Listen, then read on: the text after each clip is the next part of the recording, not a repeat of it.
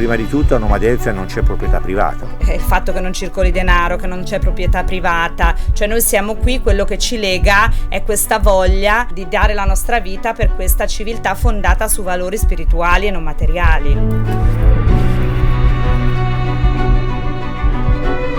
Io sono nata da una famiglia che aveva scelto di vivere a Noma Delfia. Ok. Sono l'11ª di 12 figli. La nostra scelta è di vivere la fraternità proprio in tutti gli aspetti della vita. Amare e dare tutto, non ti rimane niente. Non avevo mai toccato così con mano il senso di comunità, di condivisione e altruismo come ho fatto questa volta. La cosa che mi ha impressionato di più è come all'interno di una comunità così grande la persona più colta vale quanto quella più ignorante, la persona più anziana ha la stessa importanza di quella più piccola. Una vera realtà di fratellanza, uguaglianza e meritocrazia. 3 parole che sentiamo spesso ma che non vediamo mai realizzate in concreto da nessuno. Una sola parola lega questa comunità in maniera perfetta ed è anche ciò che siamo venuti a cercare in questo bellissimo posto, l'amore. Stiamo andando a Noma Delfia. Noma Delfia è una comunità in provincia di Grosseto che vive e vuole vivere secondo le regole del Vangelo, secondo gli insegnamenti che ha dato Cristo. Noma Delfia è una comunità che nasce negli anni 50 grazie a un prete che voleva dare la sua vita per i poveri e per le persone meno abbienti. E quello che è riuscito a creare in questa comunità esiste ancora oggi. Ma facciamo un piccolo passo indietro, partiamo da chi ha dato origine a questa comunità, partiamo da Don Zeno. Don Zeno nasce nel 1900 a Carpi, in Emilia Romagna, da una famiglia semplice di agricoltori. A 14 anni decide di lasciare la scuola per andare a lavorare nei campi con la propria famiglia. Nel 1930 invece capisce che la sua missione è quella di aiutare i poveri, non è quella di fare un lavoro qualunque, e decide quindi di farsi prete, aiutando le persone, quelli che lui definisce fratelli.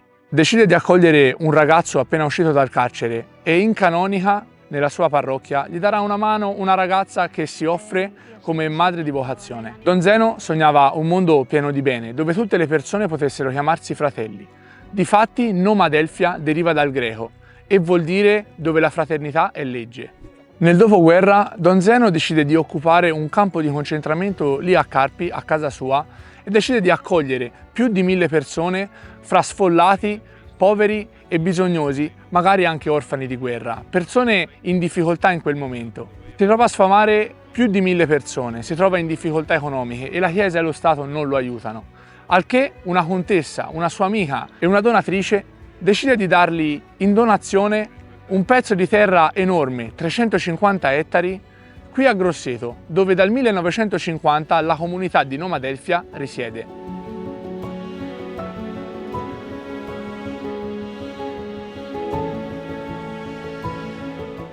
Cioè uno vive a Noma Delfia, quali regole deve più o meno rispettare per poter vivere e convivere con voi, con i Noma Delfia? Devi essere a disposizione della comunità, fare quello che c'è da fare. Tu vieni, sei l'elettricista, però elettricisti ci sono già, c'è bisogno di un falegname, ti chiedono di fare il falegname, oppure ti chiedono di fare un periodo di stalla, tu devi fare un periodo di stalla. Come anche una volta che tu hai creato una famiglia, se l'hai creato, devi essere disposto ad accogliere figli che la comunità ti dà, perché che vengono, che hanno bisogno. Ok. Sì. Perciò c'è questo fatto di disponibilità alla comunità.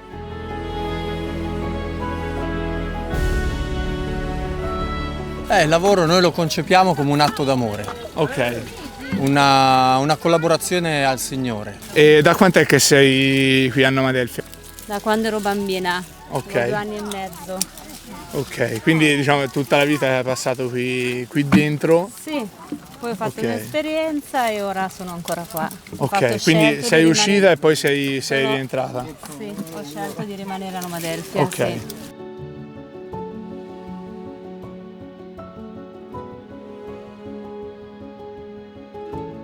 Anche una cosa che non usiamo apposta per non fare differenza è il cognome. Per Noma Delfia sono passati oltre 4.000 figli accolti, nell'arco da poco prima della guerra ad oggi, e questa è una cosa molto bella. Perché io quando sono rientrato a Noma Delfia ho detto non voglio una ragazza, non voglio troppi legami perché ora voglio fare questa scelta, e quindi io davvero una settimana dopo un mese dopo è arrivata lei e andavamo nella stessa direzione. Lei stava cercando qualcosa come Nomadelphia. E quando sono arrivata qua ho proprio percepito che, non lo so, una boccata d'aria, cioè che quell'inquietudine, quel malessere che io avevo, che mi faceva stare male, cioè come se a un certo punto sembrava nulla, cioè ho detto, boh, è strano, è come se tutte le cose che mi preoccupavano prima, cioè adesso sono niente, no?